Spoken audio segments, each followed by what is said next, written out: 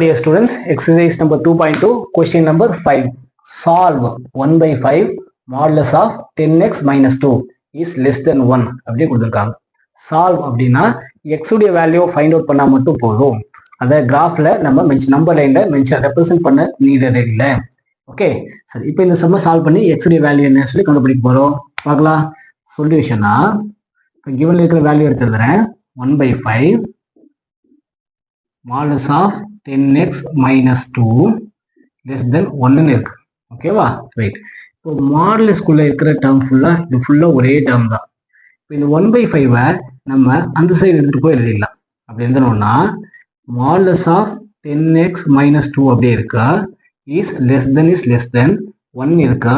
இந்த 1 by 5 அந்த side போச்சுன்னா 5 by 1 அப்படின்னு மாறிடும். Therefore அதோடைய value modulus of 10x minus 2 less than 1 into 5 is 5, therefore 5 by 1 is 5 அப்படின்னு ஆயிடும். ஓகேவா? ரைட். இப்போ இது இந்த பேசிக்ல எந்த பேட்டர்ன் கூட மேட்ச் ஆகுதா?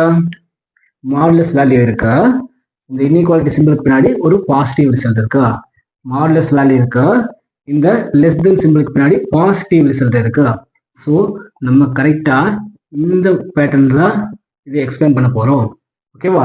ஸோ எப்படி எக்ஸ்பிளைன் பண்ணணும்னு தெரியலையா? மாடுலஸ் ஆஃப் எக்ஸ் இருந்தால் எக்ஸ்ன்னு எழுதிடலாம். இங்கே இருக்கிற சிம்பிள் எக்ஸுக்கு ரைட் ஹேண்ட் சைட்லையும் லெஃப்ட் ஹேண்ட் சைட்லையும் எழுதிடலாம்.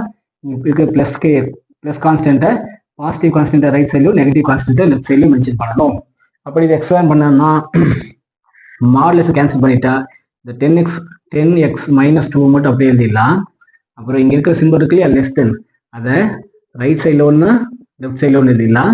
இங்கே இருக்கிற +5 ரைட் சைடில் எழுதும்போது +5 எழுதணும், லெஃப்ட் சைடில் எழுதும்போது -5 நெகட்டிவ் சைடில் எழுதணும்.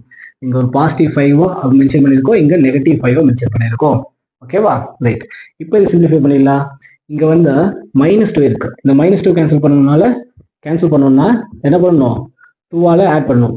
Adding by 2. 2ஆல் ஆட் பண்ணணும் என்ன கிடைக்கும்? +2ஆல் ஆட் பண்ணால் -5 வந்து -3 ஆயிடும். இந்த சிம்பிள் அப்படியே இருக்கு. 10x -2 +2 வந்து -2 +2 கேன்சல் ஆகிடும். அப்போ இங்கே 10x மட்டும் அப்படியே இருக்கும்.